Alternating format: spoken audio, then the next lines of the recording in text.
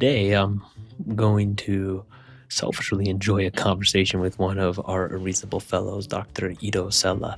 I hope it's a conversation that you, too, also enjoy. We're going to explore large-scale infrastructure projects in marine environments and how they can be a net positive to the natural world, increasing biodiversity, sequestering carbon, increasing resilience, providing jobs to the local economy.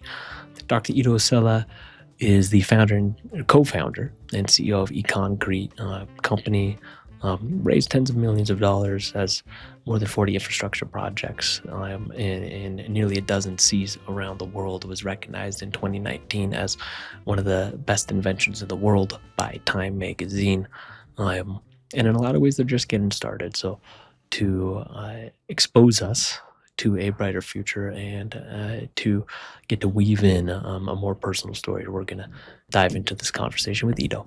Ido, it is a pleasure and really a privilege of mine to have the chance to, over the next hour or so, get to know you and expose to the rest of the world the amazing work that you're leading with ECOncrete. So thank you for making the time. Oh, no, it's a pleasure. So we're going to go probably in many directions. This is fully off scripted, and I'm curious where it is we dance together in this conversation. But I do want to start with just ECOncrete and what it is. You've been recognized, I think, in 2019, Time Magazine top 100 innovations or inventions in the world. You're adding biodiversity and biomimicry to marine infrastructure, a place where sadly it has been largely absent. But can you tell me and tell the listeners who are tuning in what ECOncrete is?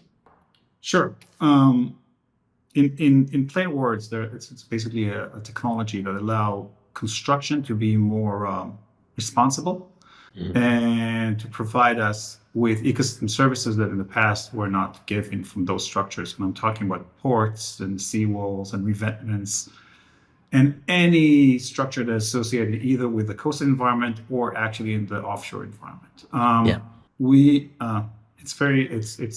If we look at marine infrastructure worldwide, 70% of them are concrete based, and those structures are usually associated with a negative impact on the marine environment. Yep. Low biodiversity, dominance of invasive species, negative effect on water quality. And that was our starting point as marine biologists of how can we take it's the second most common materials in the world after water, which is concrete. Wow. And which is the best material for built infrastructure, both in terms of resiliency and also in terms of cost and performance and other. Yep.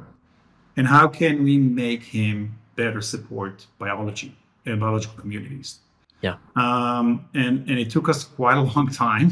Yeah. To understand what is negatively affecting the concrete to perform as a substrate as a substrate for those services, and we found a way to tweak it. That's basically what ECOncrete is. It's based on we are incorporating our technology to the local batching plant, and it's applied by local workforce and allowing them to provide within their own market infrastructure that is in full compliance with the industry standard, but at the same time provide ecosystem services. Yeah. And what if you can speak to the impact of it, the efficacy of it? What differences are you seeing in terms of marine life coming back or revitalization or increase of it? And if you can speak to the carbon sequestration potential of it.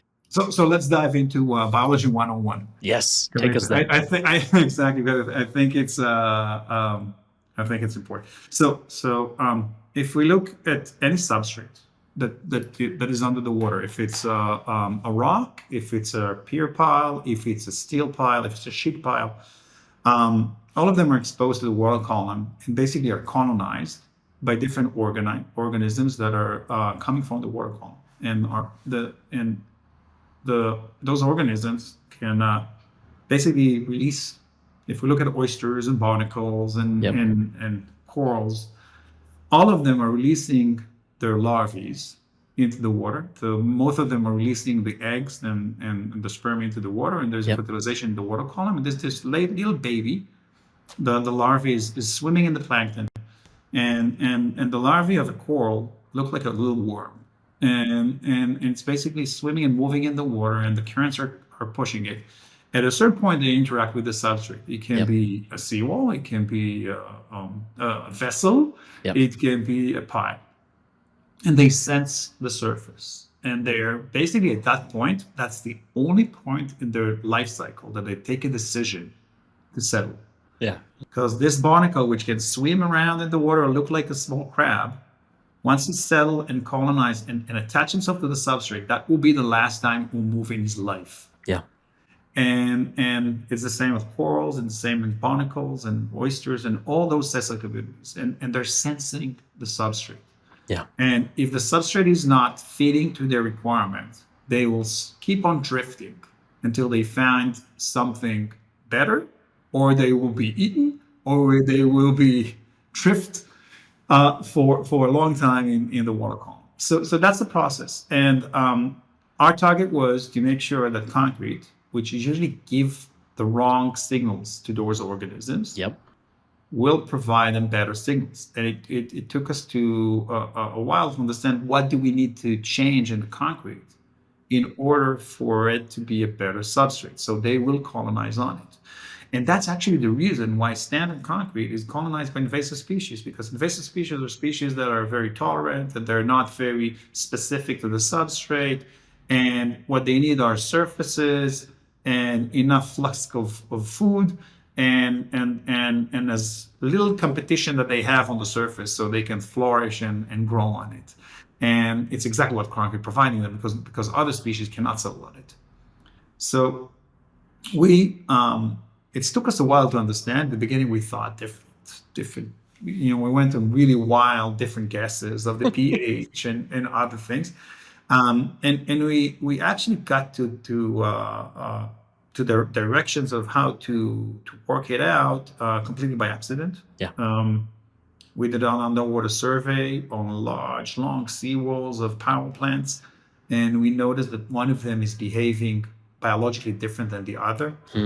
And when we looked into the basically the spec of those seawalls, that portion of the seawall, we understood that it's not different structurally than the other sections. So it's approved. It was got the same clearance for construction as the other. It was cast with more or less the same material, but it gave us a hint that maybe it's subtle changes, maybe it's small changes within the concrete that need to happen. Maybe it's a material, maybe it's the different type of sand or cement or understanding the chemical composition of the concrete. We knew nothing about concrete. We're marine biologists. We knew nothing about it.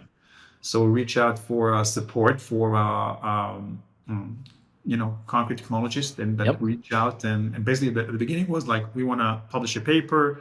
We will need your support. Your name will be on the paper.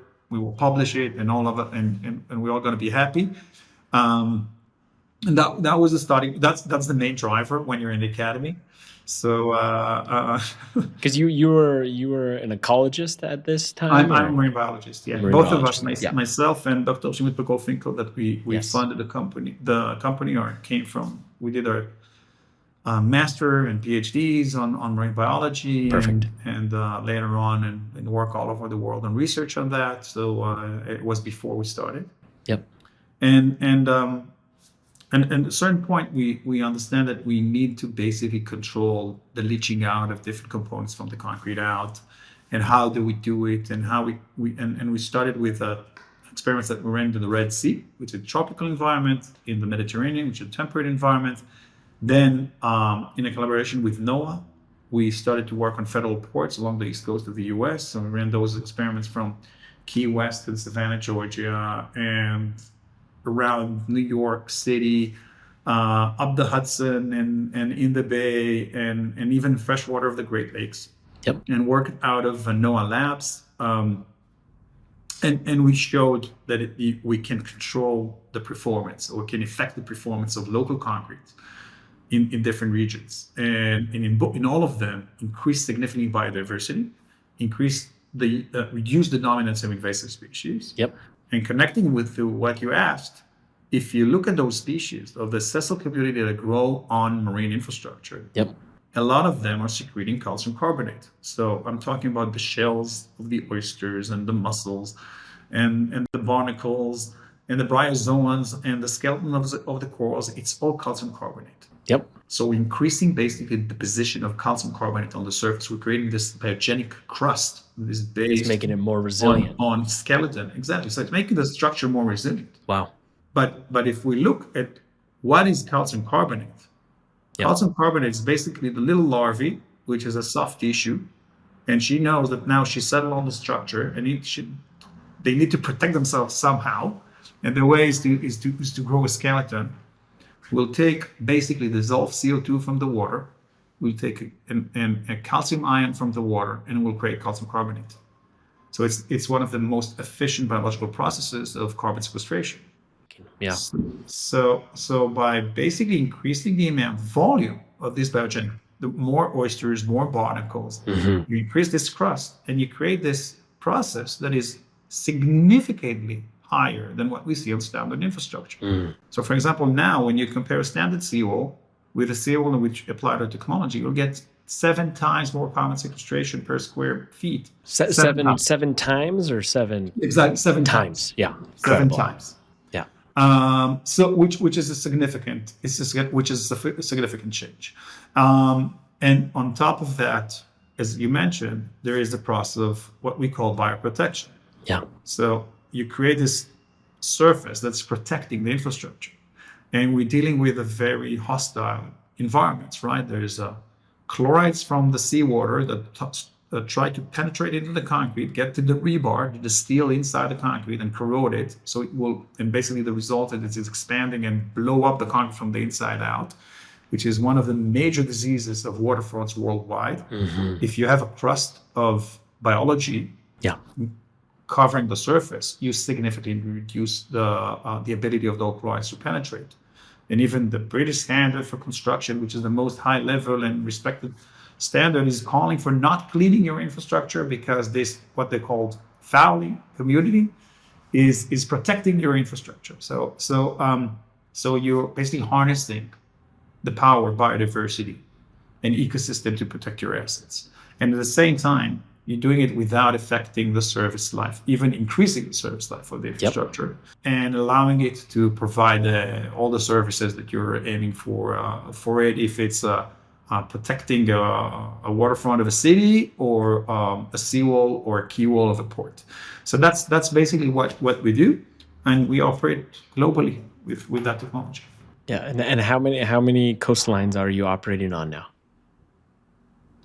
We have more than 50 projects worldwide, and I think I should know the numbers, but 10 seas, more than 30 states and countries worldwide where we incorporate the technology.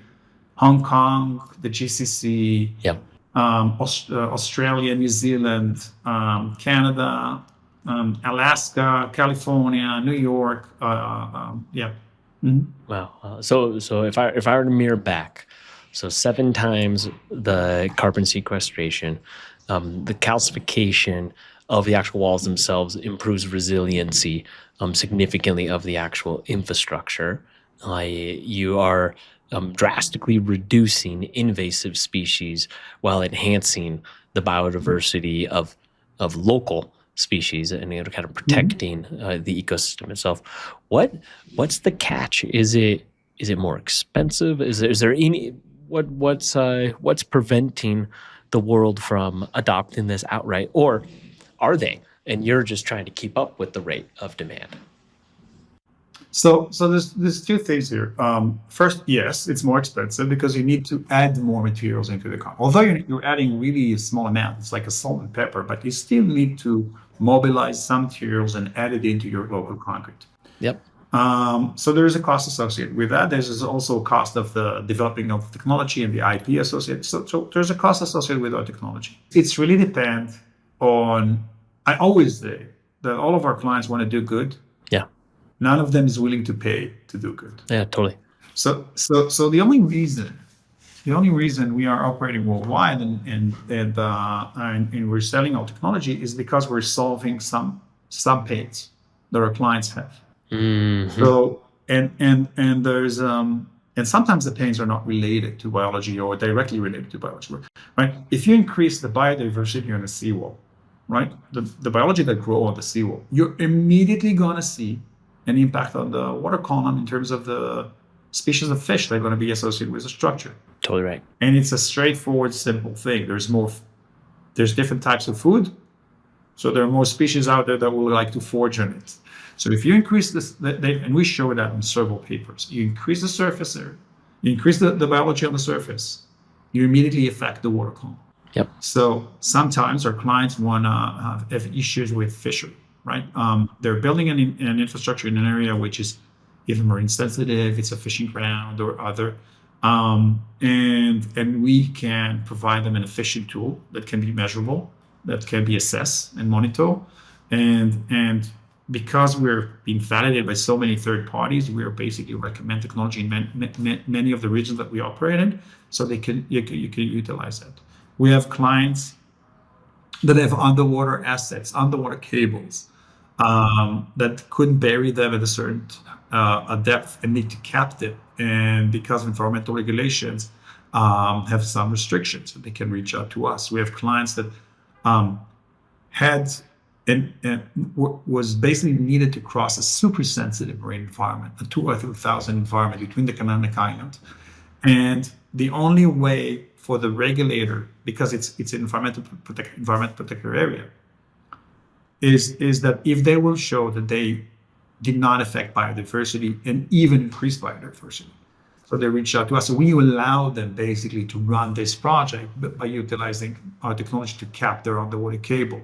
Yep. We have clients with that are working in an area where First Nations are a part of the decision-making process in the northwest of the US, in Hawaii, in New Zealand. And they have concerns about the ecological performance and the effect on their grounds. And suddenly that the pain that the client is dealing with, and we because of with the data coming with the data and with the verified technology, we can help them. So there's always the pain, and with the pain comes the willingness to pay. We're seeing more and more projects where it's not related to environmental regulations. Yeah. So sometimes it's related to funding. Our clients want to tap into blue funds. Our clients need to comply with the sustainable development goals in order to get funding from the IDB, from the World Bank, from the European Bank, and we're an effective tool to show that. So it's really our business development team is working all the time, and the target of the company is to I think it's one of the things that I'm most proud of is that we're a 40 employee company. Yep. And if you look at the underwater surfaces that we change and modified and increase biodiversity, I don't think there is a project. There's a universities. If you couple all the universities together on the work that they did on artificial reefs, yeah, and the monitoring that are associated with that, or underwater structures that can compete with us, which is one of our one of the things that we're most proud of. Yeah, it reminds me of one of my favorite quotes, the anthropologist Margaret Mead, I'm sure you know it.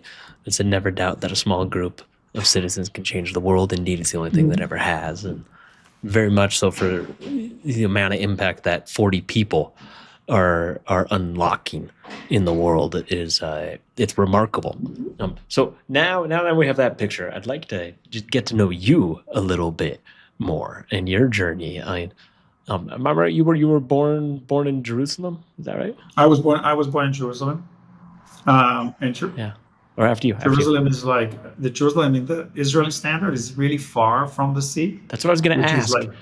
How did you fall in love with the sea? How did you fall in love with the oceans, being so landlocked from childhood? Exactly. But a landlocked in Israel, like Jerusalem is basically 45 minutes from the sea, from the Mediterranean, right? So it's it can be defined as coastal area in other regions of the world, but it's on the mountains, and I'm hiking since I'm really in our family. It started with my parents, and I'm hiking since I'm like 3 years old, and we're always outside. And at a certain point, it kind of like connected to me that there's another type of nature. And I was like Mm. super young when I started to find interest in the sea. And when I was already, I don't know, 11, to bug my parents to go to the sea and collect invertebrates and grow them in tanks and in aquariums at home. And that's basically, I was the weird guy until I was like 18, or even I'm still the weird guy. So that started at that point. And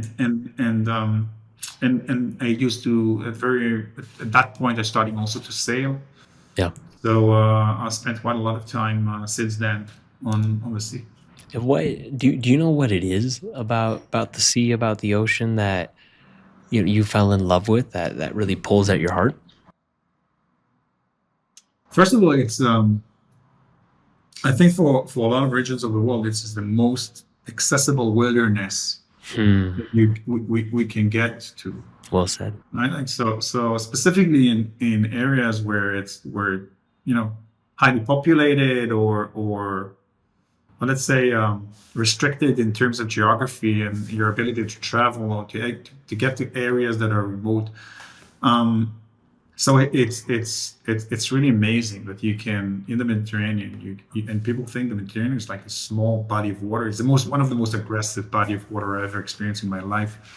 Um, and you can go 5 hours after you left shores, and you're completely out there, and you experience life and freedom that you never experienced before. And saying that when you go out to the Atlantic, it's amplified. So I was fascinated. I was lucky enough to grow up in a place where you have two amazing body of water, really accessible. One is the Mediterranean, the other one is the Red Sea. The Red Sea is unbelievable.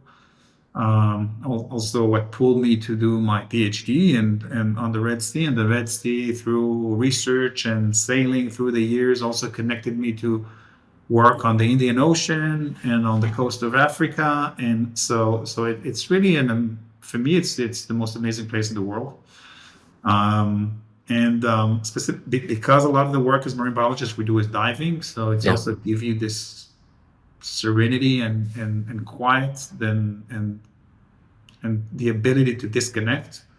So yeah, and that was my feeling from very early age.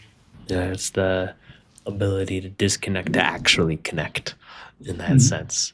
What you outside of going out to the sea in your childhood and falling in love with the wildness of it. How did your childhood inform who you've become? Like, I'd love just your story a little bit more. You can go back to Genesis, wherever you want to begin. Take us to here to today.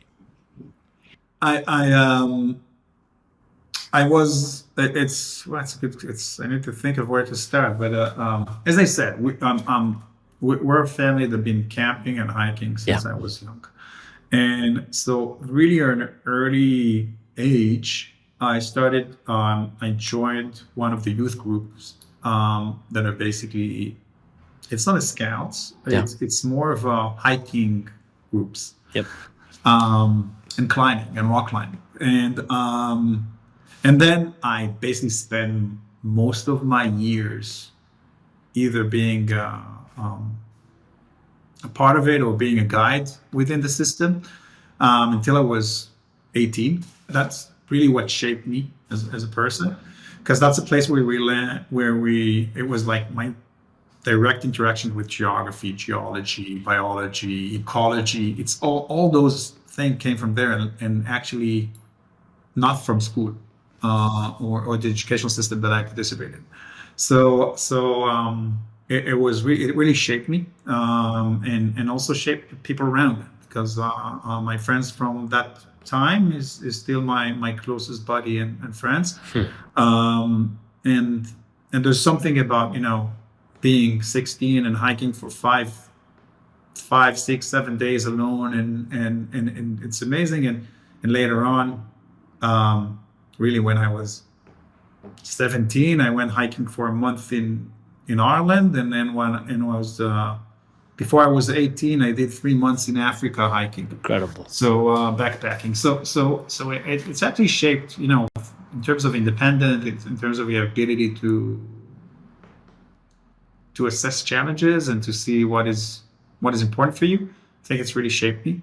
Um, at the same time, I was struggling if I'm a mountain person or a sea person. It was very clear that I'm going to be a sea person, but I was like, there's an and I'm still at that conflict. Still Like I torn. want when I'm exactly when I'm Both. sailing, I want to be in the desert. When I'm in the desert, I want to sail. So Uh-huh. Yep.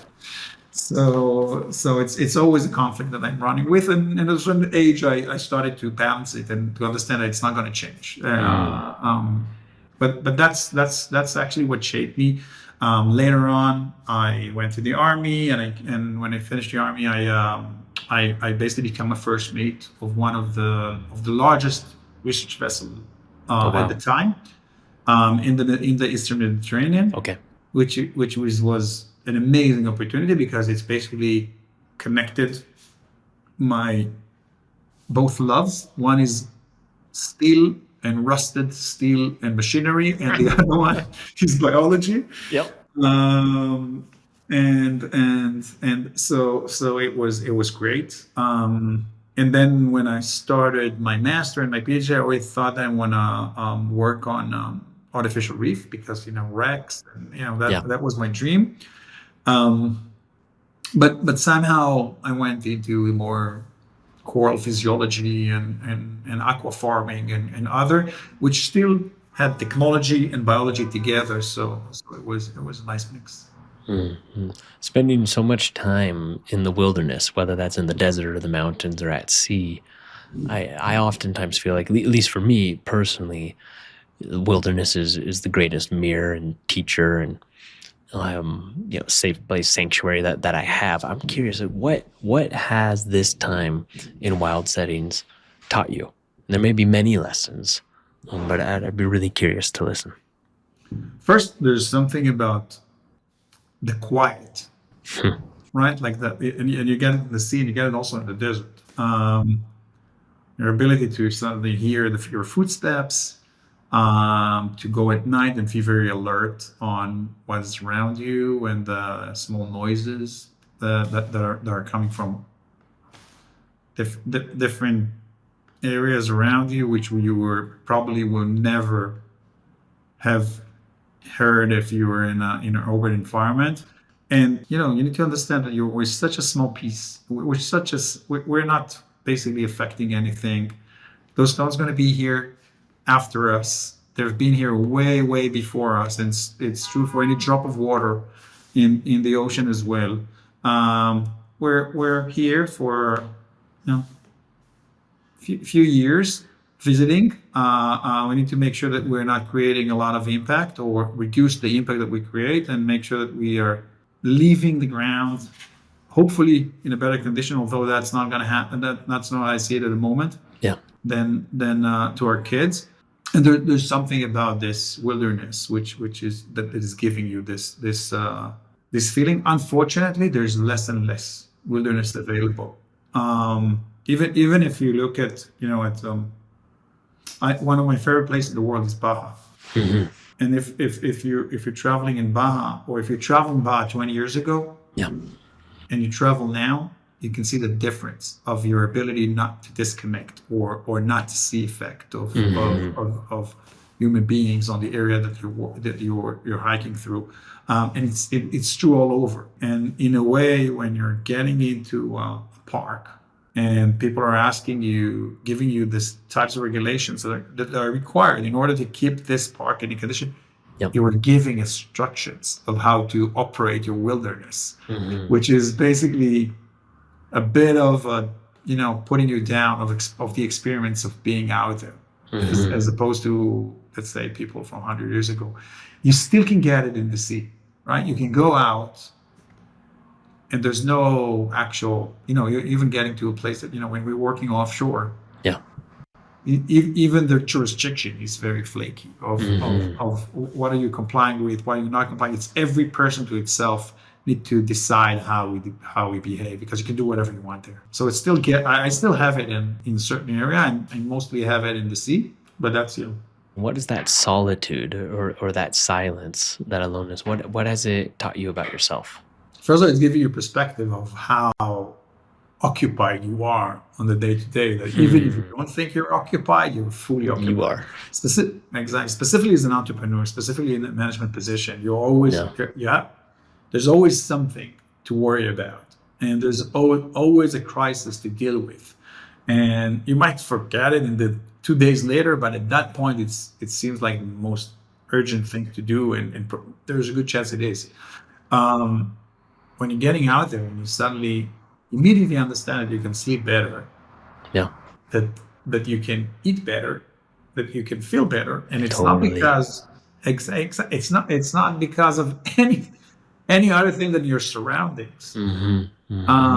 How come it's affecting my ability to to have a full night's sleep? How come I'm it's just amazing. It's just amazing when you ever since I grew up, I'm like every few months I'm taking 4 or 5 days off when I'm Good hiking, man.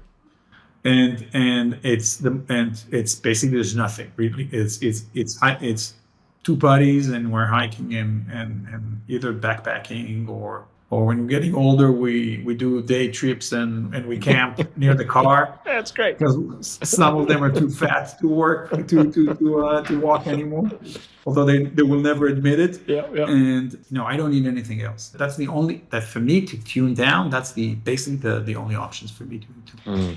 That's amazing that you protect that even as a dad, as a CEO of a very, in some ways, very fast growing, globally oriented, hard tech company, that you still ensure that you're able to get that time.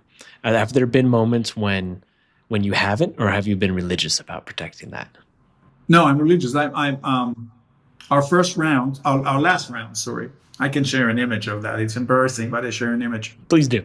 And it's my best buddies. It's like really my two best buddies. And we're like planning for this, and we have a date. So every time we close a hike, we open our calendars and we close the dates for the next one. Love it. Smart. On the last day, on the last coffee, Yeah. we sit and we put the dates and we close the dates and we send our spouses that. So we have a group with all the calendars, so they will know. Yep. So this date is coming up, and of course everything in the round is collapsing, and we're organizing everything and that. And closing's supposed to be on the first night That you're out. of where am I out? And I'm like calling my buddies and I said, I don't know what to do because it's gonna happen. And say, wow, and maybe we'll delay it in one day, and at a certain point we understand that if we're delaying it in one day, we need to cut it off a day. Yeah. So I said, we're gonna do that. Yeah. And I'll think of maybe we'll change where we camp, so we'll have reception at night or something like that. And then one of my buddies said, you know what? Let me take care of that. I'll take care of that. Yeah. And we went hiking in the desert. Yeah. And he called one of his friends, which is a ranger there, and asked him on which hilltop there is a good reception. Nice. And That's he where you camped camped. near it. And then we slept at night, and then in the morning I built this chair with a canopy, and I was sitting alone in this desert. They went hiking. Yep. I was with my laptop and with all their chargeable batteries. Yes. And I put a speaker with Leonard Cohen so I can enjoy because I needed to hear when the emails are coming in. And if you're connected to a speaker, you hear the ping of the email coming in because they want to sit in front of the computer and wait for the email to come in. And then legal sent something, so I heard it and I answered, and that was my entire day, like 12 hours from sunrise to sunset. And we closed the round midnight that night, and that was amazing. It's incredible. What desert was that? It's the Negev desert in Israel. It's amazing. It's where the craters are. The Ramon crater, which is we were basically within the Ramon crater. Yeah, not many people have closed a round within the Ramon crater before. I agree. You might be the first, actually. You probably are. So, I think it's easy in some ways for someone who's listening to your story to, hear you kind of followed your passion. You always had this love for the natural world. You found work that was really aligned. You started, the company's been a long journey. Has it been 16 years? How long? We're now going to be on our 14 years. 14 years. So 14 years later into founding the business, you're operating globally. You're having a huge impact with a small team. You're still getting time to go into the mountains or the desert or the ocean every couple months. It doesn't sound that hard. And yet, I know that the story is very different. I mean, I'd love to go into the difficulties, the struggles when maybe if you've ever felt like this wasn't going to work or you wanted to give up or it seemed almost insurmountable and somehow you all made it through. So first of all, if there's something that we're good at is struggling. And I didn't found my this company by myself. I founded it with Dr. Shimrit and Shimrit and I started together in the lab. Yep. We were students together. Then we did our PhD together. Then we published together. Then we supported each other in a postdoc and in research projects. And it was, and at a certain point, it was very natural that either you need to take a decision. Either you stay in the academy and you're applying for, you're looking for a position in one of the universities, or you decide to jump out. I was a little bit fed up from the academy at that point, but Shimrit was brilliant, and she was ready for looking for a position, and she was had a Marie Curie fellowship and numerous awards and really she was really an amazing researcher. And she was thinking about it, and then she surprised me with saying, "No, I want to come with you, and I want us to open something together." Wow. I'm joining. So we stepped out of the university together, and for a long period of time, what we did is basically ecological marine consulting. When an exploration drill, offshore exploration drilling process, a project need to be initiated, you need to do ecological surveys in depth, which are 3,000 feet, 4,000 feet. So I had the experience of both of us as biologists. Second, I was a first mate of research for years before that, so I knew how to group all the equipment, the logistics. Yeah. And we did that for several years. It was great. We basically did surveys on before construction of oil rigs and gas pipes and underwater cables and utility companies and power plants, desalination plants all over the Mediterranean. And then, as I said, by accident, we started to focus on concrete. And we basically developed this. It was our baby. And for many years, as we did the research, it was basically three people. It was both of us and some research assistant, because there was no job. There was no market for ecologically sensitive infrastructure. We invented it. So a lot of our work that we did, it was for a very long year, like between 2012 when we opened the company until late 2016. That's right. It was like just us publishing papers and jumping from one side to the other to do monitoring of concrete tiles that we hanged under piers and attached to piles, etc. Yep. And then 2016 or so, we started to heavily commercializing technology and started to be incorporating in different infrastructure. And it was really fun because we were like best friends. We were best friends. And it's like working with your buddy. And there's always someone, if you're feeling a little bit of down, there's always someone to bring you up. And you always share the stress, which is an amazing thing. Yeah, go both ways. Yeah. Exactly. So which is great. There's someone else in pain with you, and there's someone else happy with you.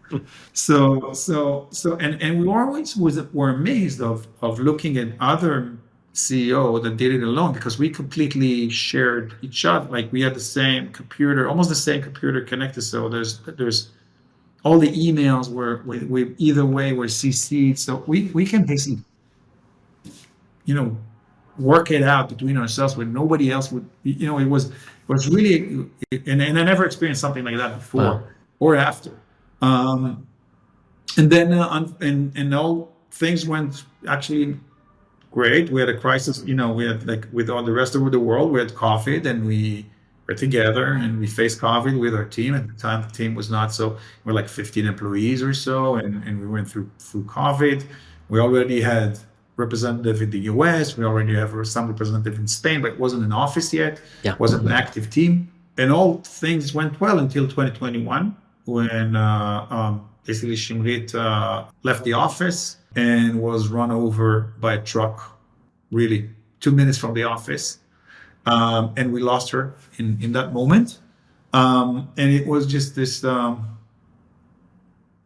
this understanding that everything's going to change. Yeah. It's going to be completely, now everything's going to be completely different. Mm. We were a month from closing our A round, Wow. and basically I needed to take a decision.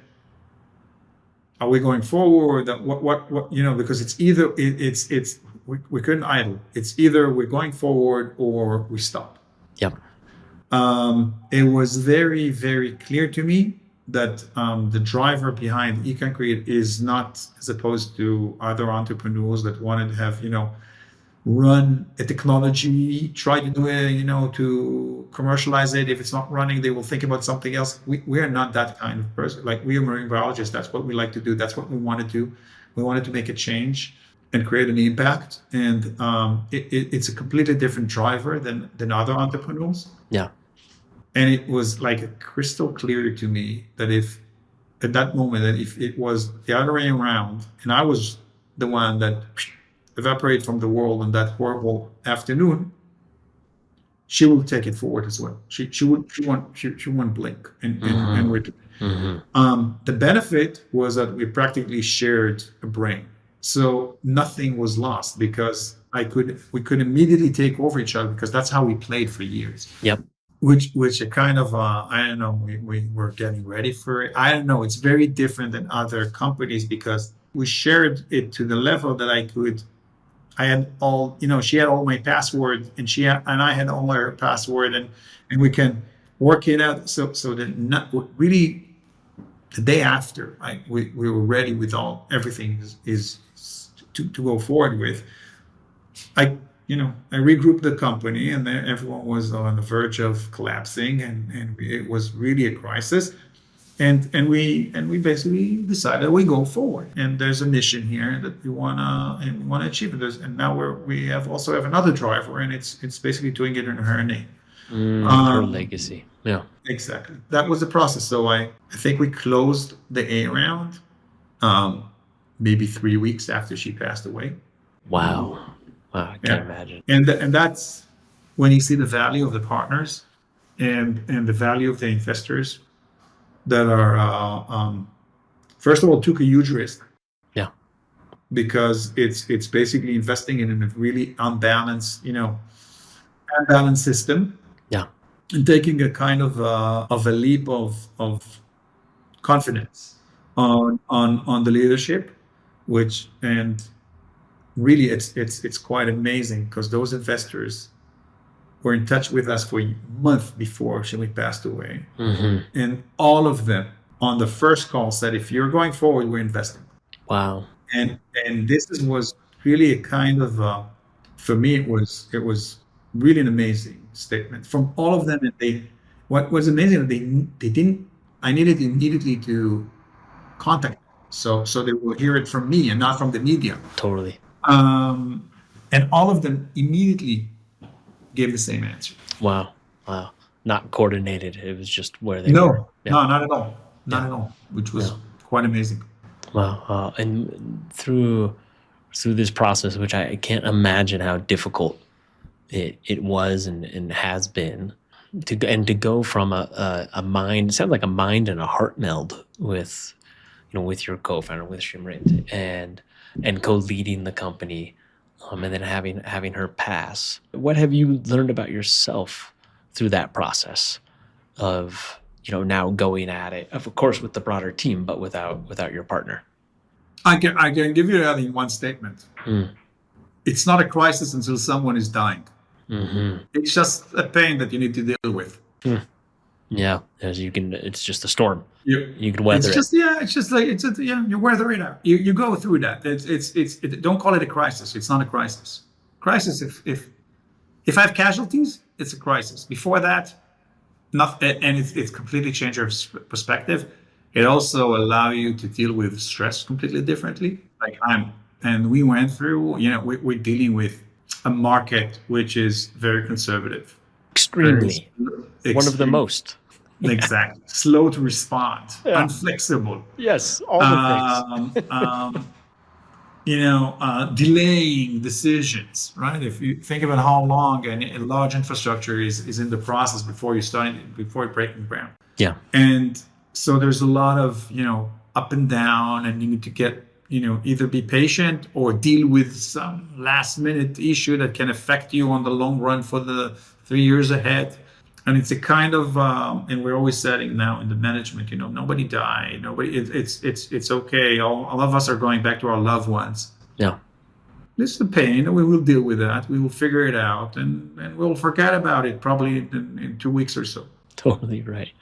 There's an expression I've always valued and resonated with, and it's this idea that both patience and impatience are virtues. And I wonder, sitting in your position as a marine biologist, as a scientist, who knows what's happening with the health of our oceans and the drop in biodiversity, increase in acidification, and so on and so forth. But you also have a solution that you're bringing into the world and into the market that increases biodiversity, can sequester carbon, and increases resiliency. How do you feel about this balance between patience and impatience? I can give you an example from down here. Yes, please. I'm diving in the murky water of New York for the last 10 years. No way. And I can How's that? and I can Different than Baja. it depends.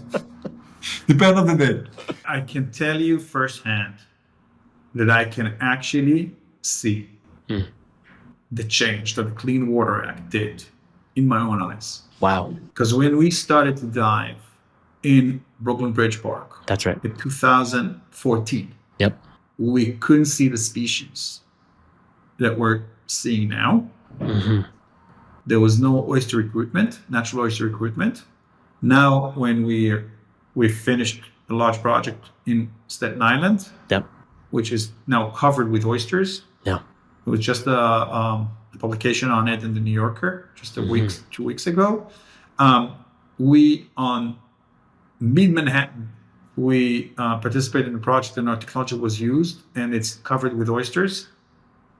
And you can say, well, it's the magic of ECOncrete, but it's not the magic of ECOncrete. ECOncrete is just a substrate. We just fixed the concrete. Yes. We're not the reason the oysters are there. The oysters are there because the water column now have larvae that it couldn't support in the past. And we're just facilitating those larvae to settle on the structure. That's right. But we can actually see the change, and it's amazing. So if it can happen in New York, it can if it can happen in the pristine waterways of New York City, in the pristine water environment of the Hudson River and the and the silt in the bottom. Yeah.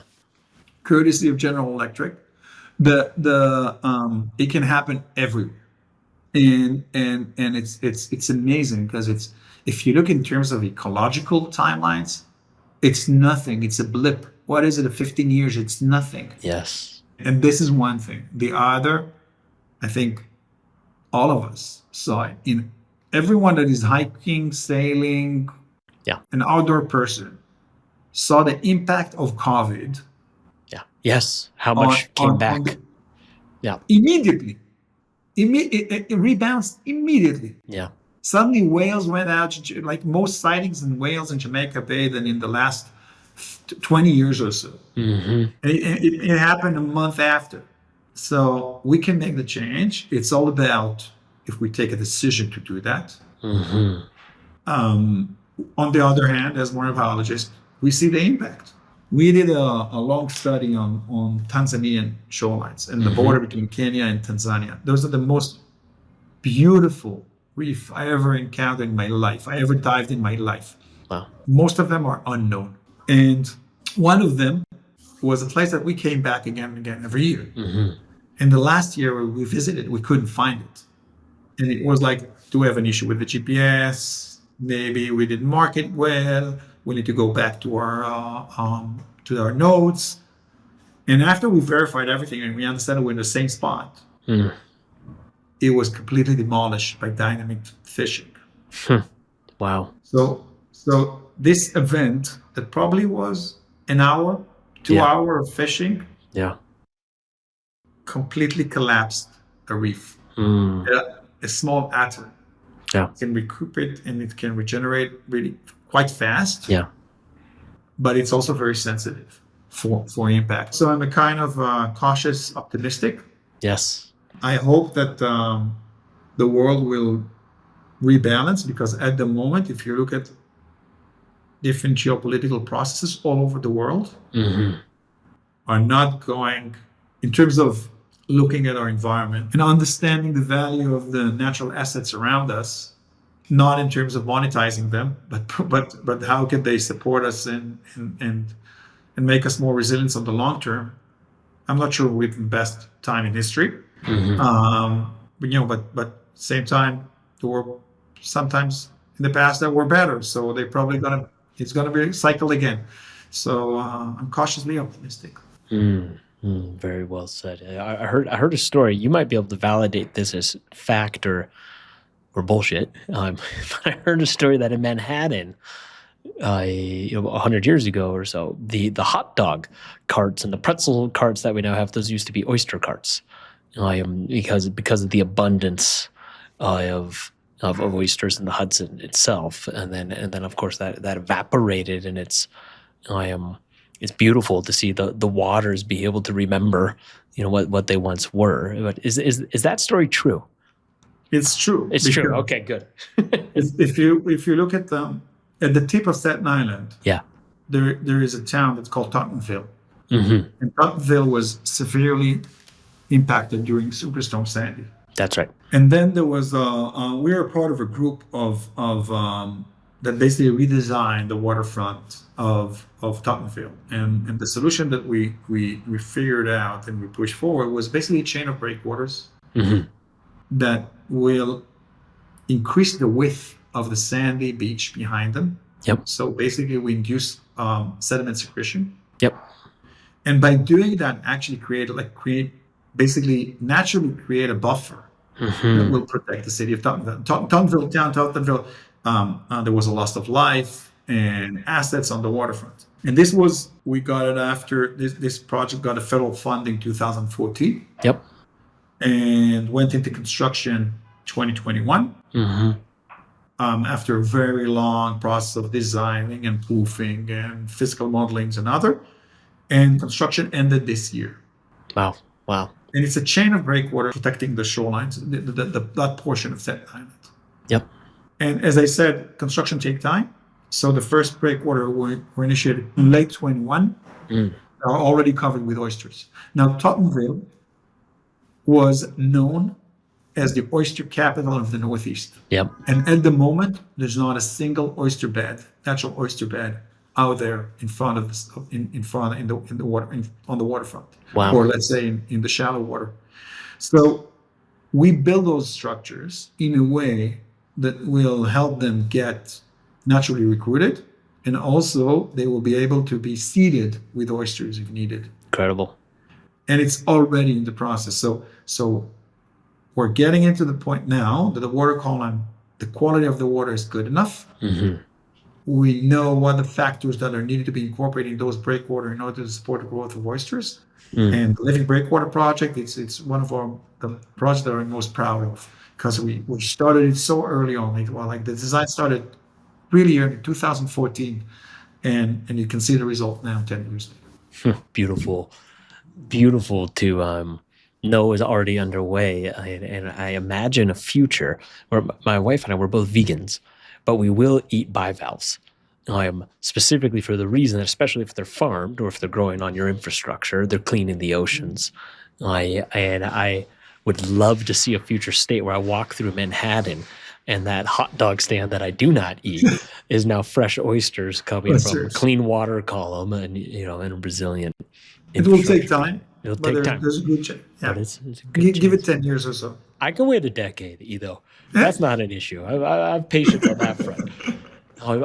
One thing I didn't ask, and I don't know this, and I feel like I should know this. I understand the work you're doing around building new infrastructure, but are you also coming in and retrofitting old infrastructure? Does that make economic sense for some of your projects? It's not. It's not the economic sense. It's Okay. more of a. Our technology is incorporated into infrastructure. We don't deal with artificial reef. Our basically our motto is: if you build it right. Yes. If you build it right, you don't need to add additional Anything materials else? into the water in order to mitigate your impact. You Exactly. mitigate your impact on your infrastructure Yes. with the underwater surfaces that you create. Yes. So one of the things is that we're focusing on where construction is happening. Now, in marine construction, because it's such a hostile environment, retrofitting is usually a kind of a temporary solution.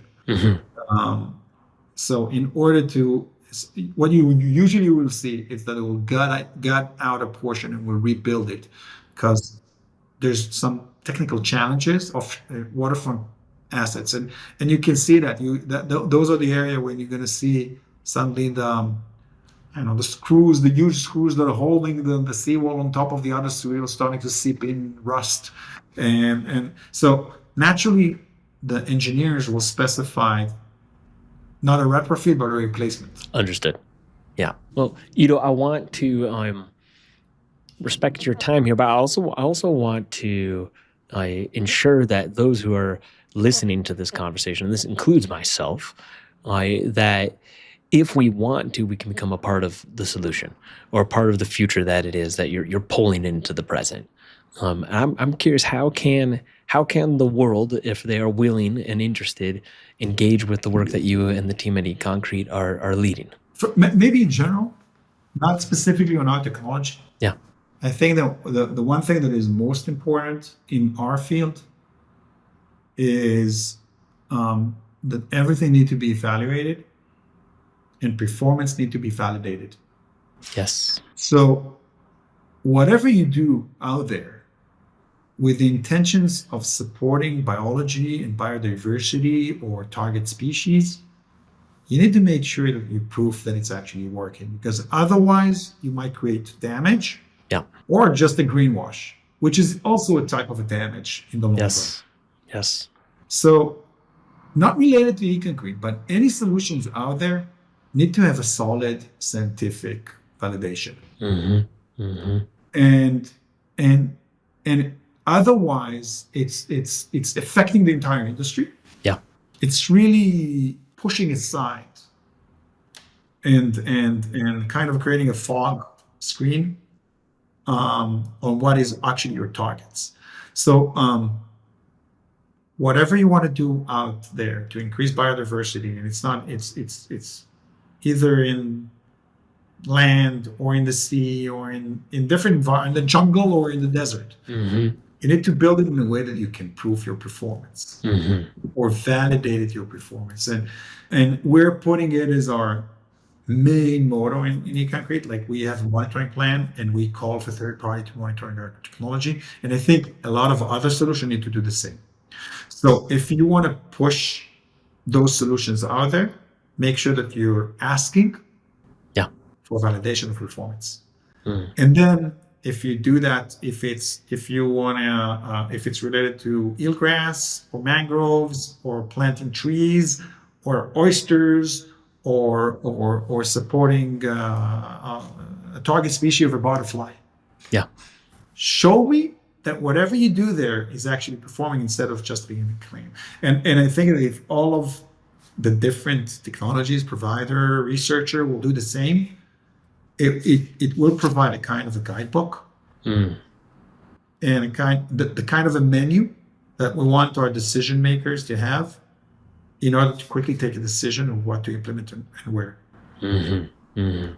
Yeah, I think that's beautifully said. It's part of it's about measuring and validating the intended consequences, but the other part is measuring and validating the unintended consequences and Exactly. having very open eyes in that regard, because it's easy to get pulled by the shiny belief when it's narrowly monitored that this is a great thing in that sense. Well, okay, you deflect. That is the right response, and there are going to be some people who say, okay, I want to be a part of ECOncrete's future. What can that look like for those who either want to work with you or potentially invest or get involved or spread the word? How can they tune in? So first of all, we are always looking for partners that want to build better and build more responsibly. And one of the benefits of ECOncrete technology that can be implemented worldwide using local supply chain by local workforce. We're 40 employees that basically enhance the capabilities of local communities to build better in their environment. That's the only That's way it that's our target. scales. That's amazing. Yep. So, and that's why we operate globally, Mm-hmm. because we allow the teams, the local teams in New Zealand and the batching plant in New Zealand to provide an ecologically sensitive solution to a construction project in New Zealand. And the same in Long Island, and the same in Staten Island, and the same also in Hong Kong. So that's the model. So basically, if you want to implement those types of technology, just reach out, Love and it. we will be very happy to work with anyone who is looking to create a better environment around this infrastructure. The second is we're a growing company. We're a different type of company than other startups. We have a different mode of growth, but I think we're right on the where we want to be. And of course, we're also do rounds, and we're just closing a round. So we're always open for those entities that want to invest in a better future and promote technology that can make a better environment. And that's one thing. The second is spreading the word. And I think that's the most important. I think Yep. the importance of educating asset owner, regulators, other decision makers, that there is a set of technology out there that can be implemented within the budgets or within the local communities, within.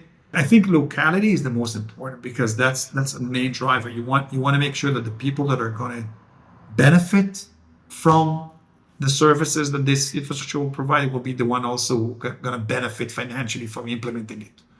Because that's I think it's super important. It's combining the two drivers.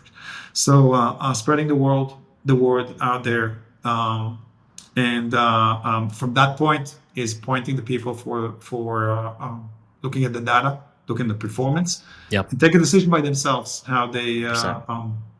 evaluate different technologies, or in particular. Very well said. I have a dream now, which is I don't. Do you have any projects in Baja right now? No, And yet no, you but love Baja. I love Okay.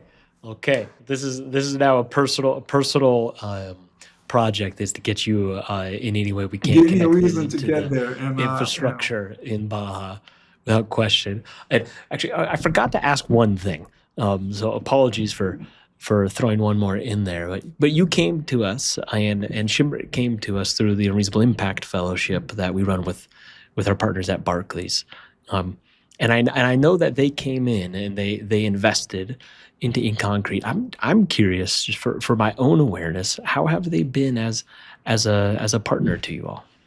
so you remember when I said there was like those amazing partners that took a decision to invest right after Shimmy passed away. Mm-hmm. Barclays was one of them. Wow. So the team at Barclays is amazing, and really supported us, and supported specifically me in a time when I needed a lot of support. Mm-hmm. They have been great partners, and also their ability to push us forward, not just financially, but also on different platforms. Yeah. As you just mentioned, getting us in to the unreasonable program, and in a way, it's really amazing to see what they did in the last few years. So Hmm. basically, I'm ECOncrete is working with Barclays for the last 4 years. Yeah. It's not the only round that they invested in, the A round. They've been with us through the entire process, and we're now in the C round. And even when they didn't invest directly, Yeah. they pushed the process dramatically forward. Mm. So they're one of those investors that you keep very close to your heart, because they really perform in a way that some other investors are just promised to perform, and they're actually doing it, which is amazing. That's incredible to hear. It's shows me, it gives me some hope. This realization that who would have thought a 330-year-old kind of stodgy financial institution would pull at your heart and show up, not just for you as a financial investment, but as a person. That gives me a lot of hope for where we're at, and hopefully where we can head. And I really appreciated this conversation, Ido. Reflecting on just what I've heard. It's more a feeling than anything, which is this balance between patience and impatience, this learning from the natural world, the resilience that's found in it, the resilience that you and your team have since Shimrit's passing.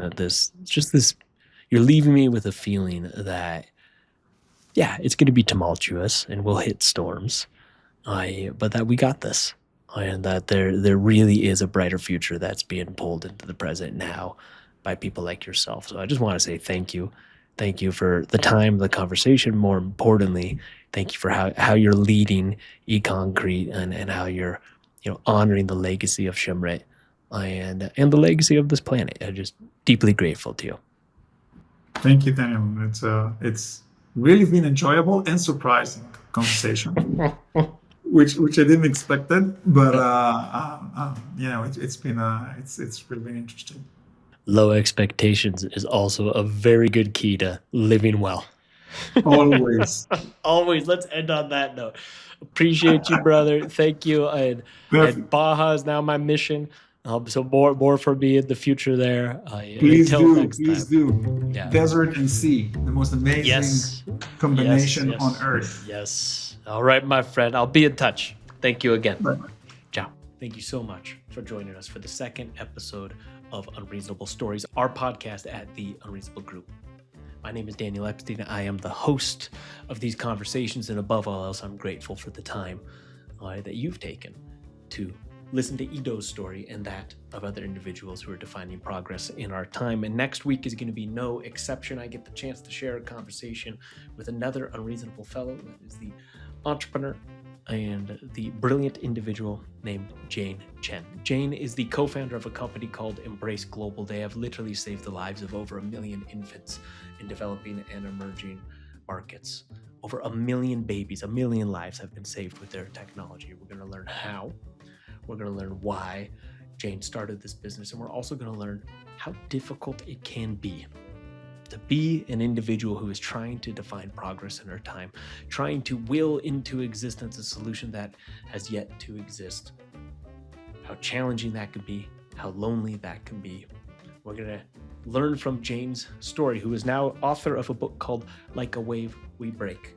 Learn from her story and the wisdom inherent in it about how we can incorporate into our own lives some different ways of being that lead to far greater levels of happiness and wholeness. I hope you'll join me next week for our interview with Jane Chen. And until then, I'm wishing you a wonderful week and weekend ahead.